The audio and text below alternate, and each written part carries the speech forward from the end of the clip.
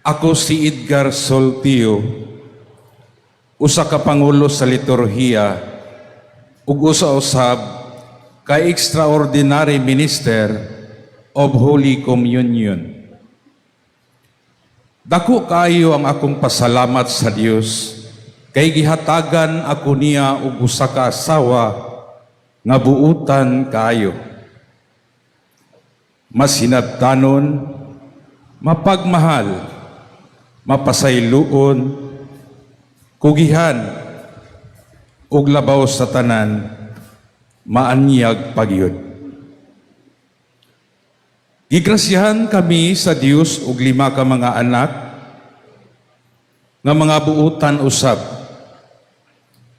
Gani ang usa kanila nag-alagad usab dinhi sa parokya isip altar server. 7 kami ka mag-igsuon, 3 ka lalaki ug 4 ka babae, apan sayo namatay ang among kinamanghuran nga usa ka babae usab. Busa unom na lang ang nabilin nga buhi. Ang usa nako ka igsuon nga babae maoy suod nako sa tanan nakong mga igsuon nga diha sa balay nagpuyo kauban ang duha niya ka mga anak nga babae. Kugihan kaayo siya, gani mutabang siya sa mga buluhaton sa panimalay. Duol sa among balay aduna sila'y gamay nga tindahan aron makasurvive panahon sa pandemya. Kauban namo siya sa among family bonding. Simple lang ang among pamilya, mahadlokon sa Dios. Kanunay nagaampo ug nagasimba. Usa ka pamilya nga malipayon ug nagkahiusa. Apan usa ka trahedya ana nahitabo nga nakatayog sa among pamilya.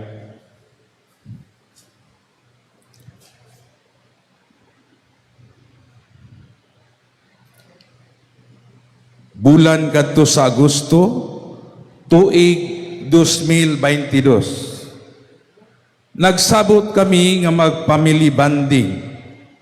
Maligo sa dagat, kayang usa nako ka anak nakadawat man og incentives gikan sa kumpanya nga iyang gitrabahuan.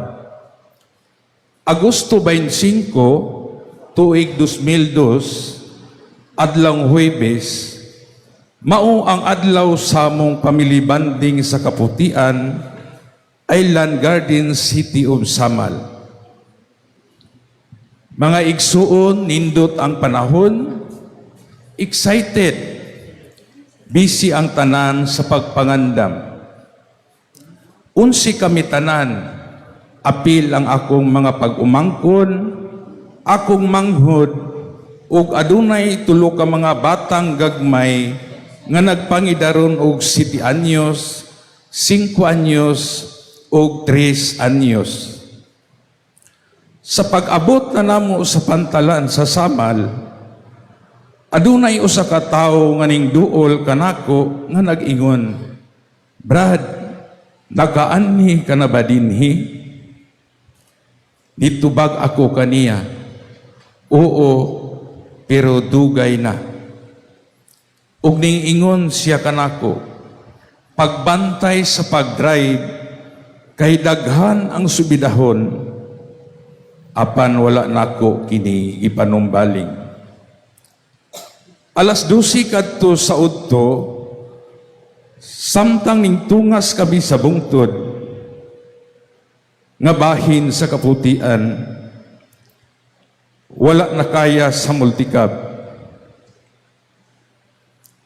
Ning atras kini ug ning sutoy ang akong pag-apply og brake ning buto kini.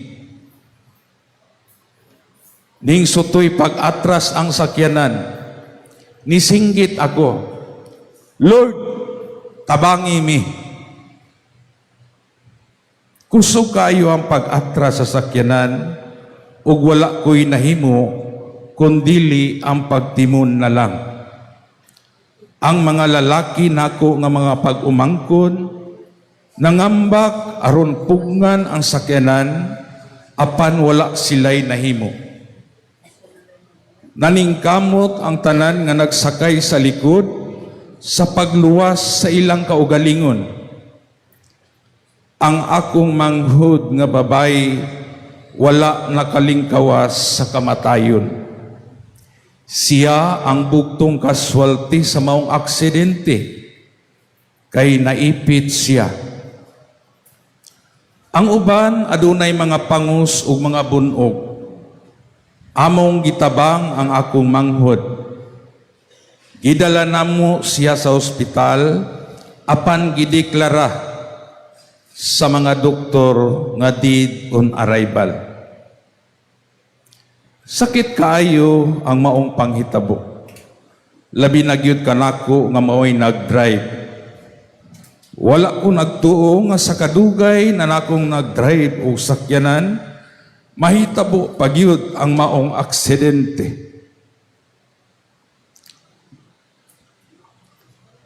Ninghila ko ug dingingon ko sa Dios, nganong gitugtan mo man nga mahitabo kini kanamo?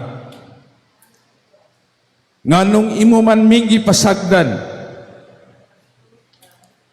Nganong imo man ming gibiyaan?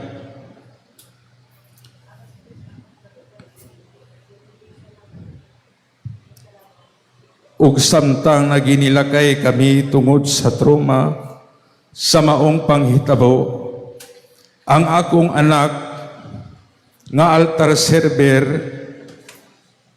miduol kanako ug mingon, pa sa atong paglakaw ganina gikan sa balay, nakalimot gud ta sa pag-ampo. Wala ko nakatingog. Gibati ko og kaulaw sa Dios, kaysa matag panahon nga mobiyahe ko, layo man o duolang, magampo gyud ko pirmi sa Ginoo. Aron iya kong ipahilayo sa mga disgrasya. Tungod sa akong kaulaw, ningingon ako, Diyos ko, pasaylua ako kay nakalimot ako kanimo. Wala di ay makalimot ang Diyos kanako. Ako di ay ang nakalimot kaniya. Wala di ay kuniya biyae. Ako di ay ang ningbiya kaniya. Mga igsuon, sanay tabo ng aksidente kanamo, adunay usa ka milagro nga gihimo ang Dios. Ang anak sa akong pag-umangkon nga 3 anyos nabilin sa sakyanan ug walay bisan gamay nga pasa, gani nagtuumi nga patay na ang bata, apan buhi pa siya. Salamat sa Dios sa iyang pagluwas sa bata o kanamong tanan. O Ginoo, kanunay nakong giampo nga mahilangit unta ang akong igsuon. Sa pagkakaron, nahuwasan ako sa pagunahuna kanunay nga ako ang hinungdan sa maong aksidente. Og ning tuo ako nga sa matag hitabo sa akong kinabuhi, maayo man o dautan, adunay katuyuan og rason nganong nahitabo kini. Ang importante nga dili gyud kumubiya sa Dios bisan unsay mahitabo. Dios ko, salamat kay wala ko nimo gibiyaan. Amen.